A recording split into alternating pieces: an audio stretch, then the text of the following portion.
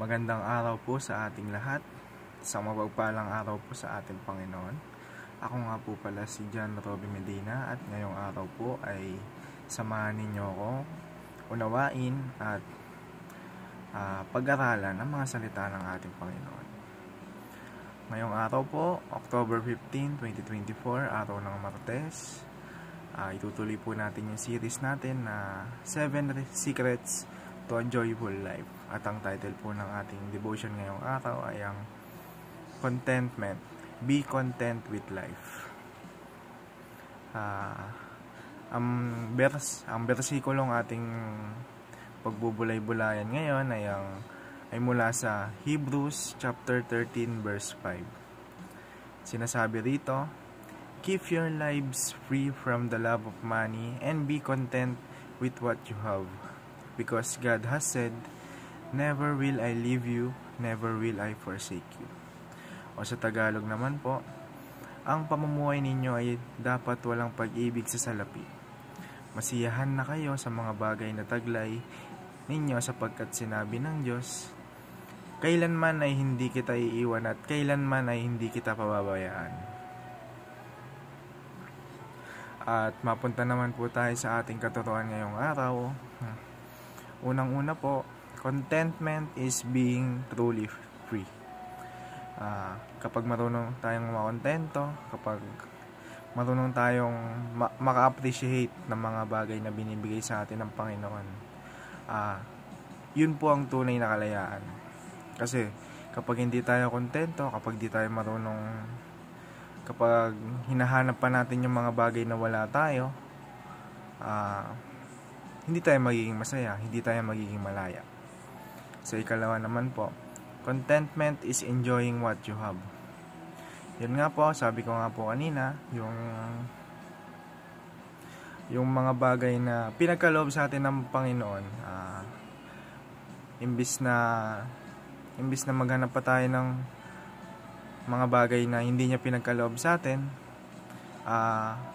magpasalamat po tayo. Magpasalamat na lang po tayo sa mga bagay na pinagkakaloob sa atin ng Panginoon.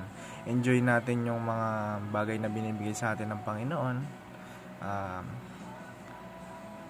Matuto tayong mag-appreciate ng mga bagay na pinagkakaloob sa atin.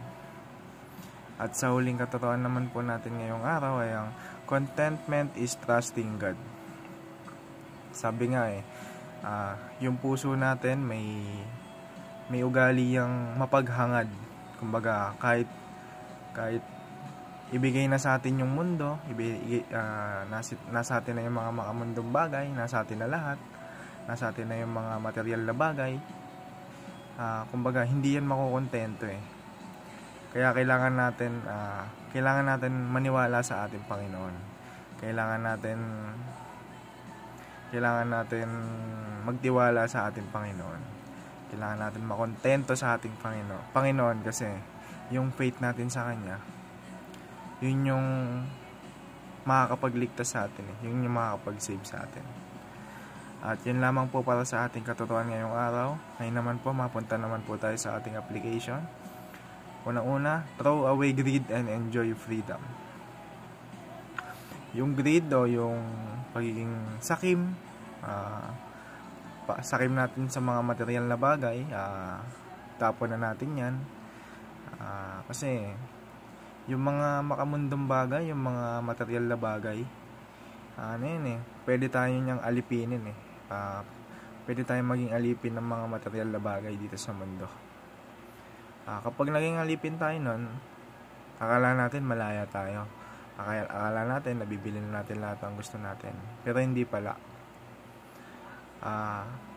Ang tunay na kalayaan ay kapag meron ka ng Panginoong Jesucristo sa puso mo. Enjoy natin yung freedom, enjoy natin yung kalayaan na binibigay sa atin ng Panginoon.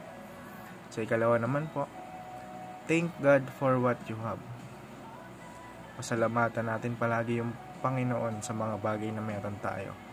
Pasalamatan din natin ang ating Panginoon sa mga bagay na hindi niya binigay sa atin, dahil maaring Kaya hindi binigay ng ating Panginoon ang mga bagay na inihiling natin o minimithi natin dahil alam niyang makakasama ito sa atin.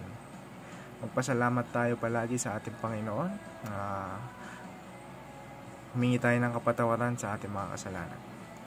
At ang huli naman po sa ating application ay ang trust in God's provision. Yun nga, gaya nga po ng sabi ko kanina, hindi tayo pababayaan ng Panginoon. May plano ang Diyos para sa atin.